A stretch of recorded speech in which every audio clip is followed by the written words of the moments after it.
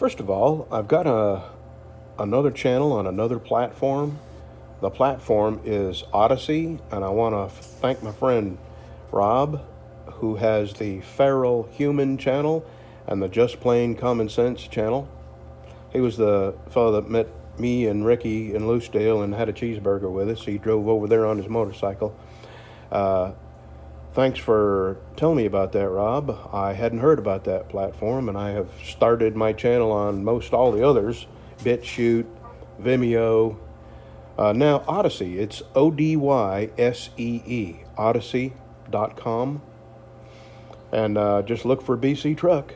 And I haven't, I'm still in the process of uploading. Here's the cool thing: they will upload all your videos from your channel to their platform.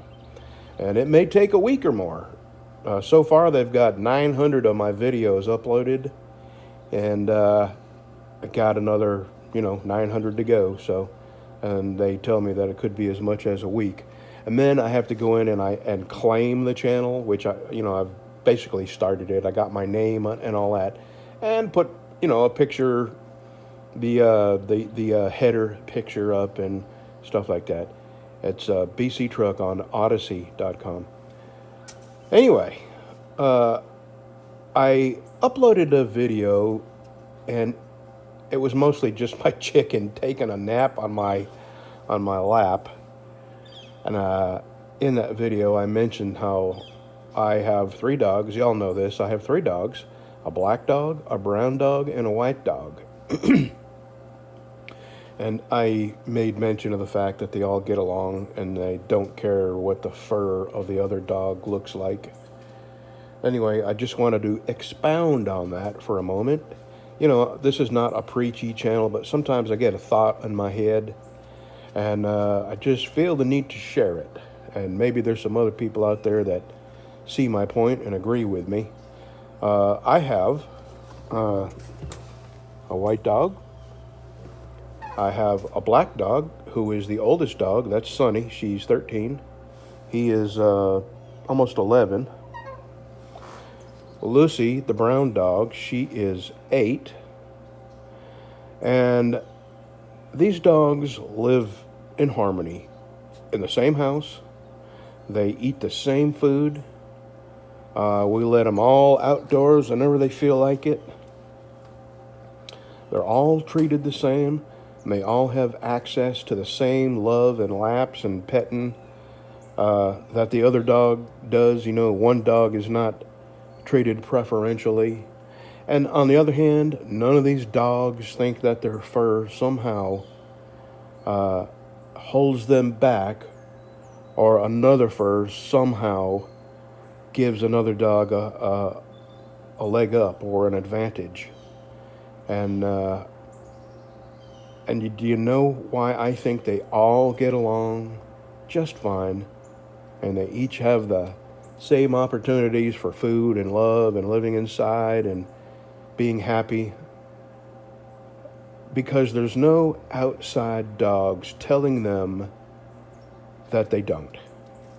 There's no outside dogs telling one that he could have more food if this dog wasn't eating so much. This dog has it easy because of his fur color. Or vice versa. This dog telling the brown dog that they could eat more and have better food if it wasn't for that black dog that got it all. No, they all get along just fine, and their fur color means absolutely nothing to them or us or anybody that may come along and want to pet them. They all have their own little personalities and quirks and likes and dislikes, and yet we all live under the same house very happily, under the same roof. Lucy likes to chase squirrels. Sunny, like I said, she's 13. She likes to lay around and nap. She does like to lay in the sun. And Breezy, he doesn't care what he does as long as he does it with me. And they are free to be who they are. They can chase squirrels or bark or lay around and sleep, whatever they feel like doing. Because they live in a house of freedom. And there's nothing to stop them from reaching their full potential as a dog. I think you catch my drift. Is it lap time? I'm sanding on some knives. Right now, let's see. Walk this way. This is Abel's neck knife. I got it up to 220. I'm fixing to get Ann's 2 dinner skinners up to 220. I've done very little out here today. Honestly, I just have not felt like sitting in here cooped up making knives. I've been sitting on the porch. I've been outside in the sun. We did have a little incident this morning. We had a pack of wild dogs come through here. They may not have been wild, but they had certainly were grouped up and they were behaving wild. And my dog, Lucy, she is bulldog and mountain cur, and she is a fierce dog. And she wanted to get out of this fence and tear them dogs up, and I'm glad she wasn't able to, because 2 of those dogs were giant pit bulls. And then behind them were 2 other medium to largest sized dogs, and then a Jack Russell Terrier tagging along. And they would have just ate my dogs up. And Breezy, he was down there barking too. I don't think he realizes he's not a Rottweiler. He's a poodle, and nobody has poodles for their fighting abilities. So I ran them off, yelled and hollered, and they took off through the woods, and I went in and got my cupcake launcher.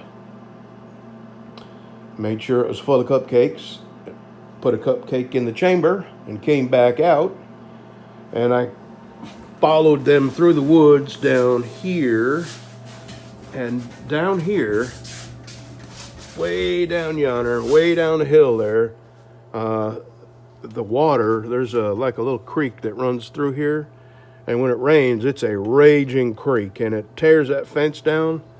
So there's not much we can do to keep a fence up there unless we just build something out of guardrails and concrete.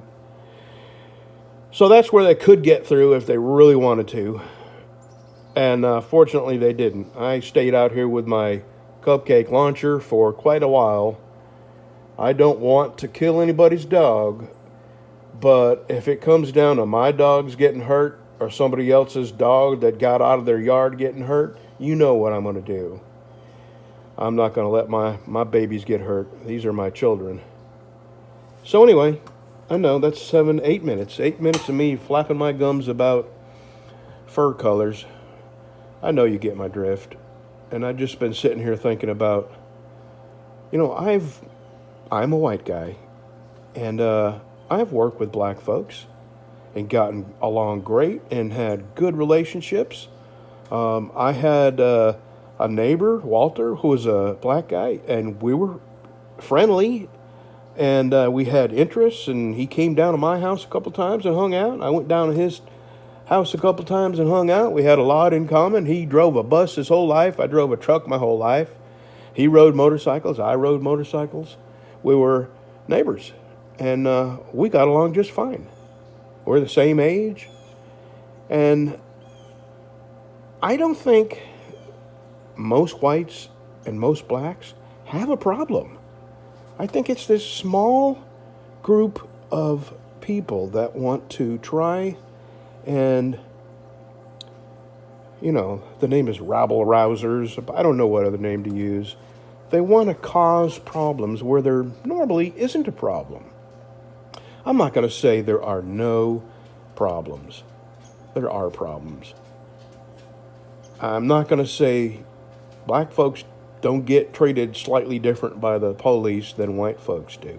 I've been pulled over a lot, and I have been treated like shit by a lot of cops in my life. I drove a truck for 40 years. That was my job, and I got pulled over, and I met a lot of freaking lunatics that should not have had a badge or a gun. So I don't think they go out of their way to target black folks. I just think you have some cops who shouldn't be cops. No matter what color the people are they pull over, they're abusive, and they violate people's rights, and they're quick to temper, and they resort to shooting. And that's just my opinion. I'm probably going to lose my channel for speaking honestly about the way I see things, because nowadays it seems like if you don't have a certain opinion, they make sure that your videos don't get seen, and in some cases your channel gets taken down because they don't like you sharing the way you see the world, or sharing your experiences. Yeah, there's 10.5 minutes. Okay, I can keep going. I don't know what the answer is, but I know that there hasn't been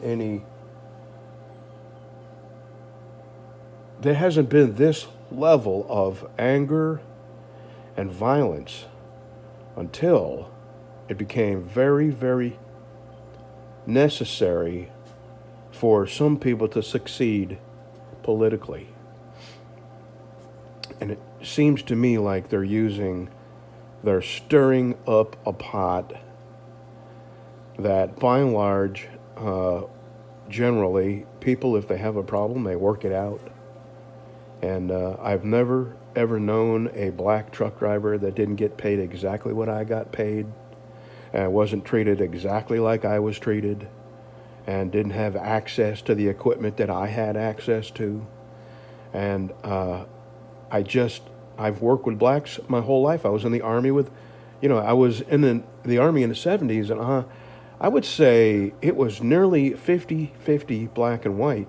And I got along great. I did not see any racial problems in the Army. We were all green, all got along great. And as a truck driver, there's black folks that drive trucks. I mean, I'm not going to say 50-50, but there's an enormous amount of truck drivers. I'm just saying truck driver because that was my whole life, truck driving. And I never saw black drivers get treated any differently or get paid any less than white truck drivers. That is just my experience. And I've lived 60 years, 40 of those years working amongst people, and that's what I'm basing my view on, is a lifetime of being out in the world and meeting people and working with people and talking to people and befriending some folks. And I honestly believe that this animosity that they're trying to instigate or ignite as a very tiny minority of people that are unhappy no matter what the circumstances, no matter what opportunities there are out there for them. And those are the people that easily fall prey to the folks that want to stir things up. And the BLM, have you ever seen any of the videos? I mean, half of those people are white kids yelling Black Lives Matter and raising their black power fists, and they're not normal kids. They're not truly concerned. I don't believe they're truly concerned about black lives. I think they're concerned about fitting into a group and being part of a movement and feeling a part of something. I don't think they're in it for the reasons they say they're in it. Anyway, that's just my opinion. I mean, you may never see this. That's 14 minutes of me gabbing about race, and I live a quiet life behind my gate, and I keep it that way. And maybe I should just shut my mouth because I'm not part of the world anymore. Best of luck to you young folks. I don't know what to tell you. It doesn't look good. And I've lived and worked my entire life around people whose race was not Caucasian and never had a problem.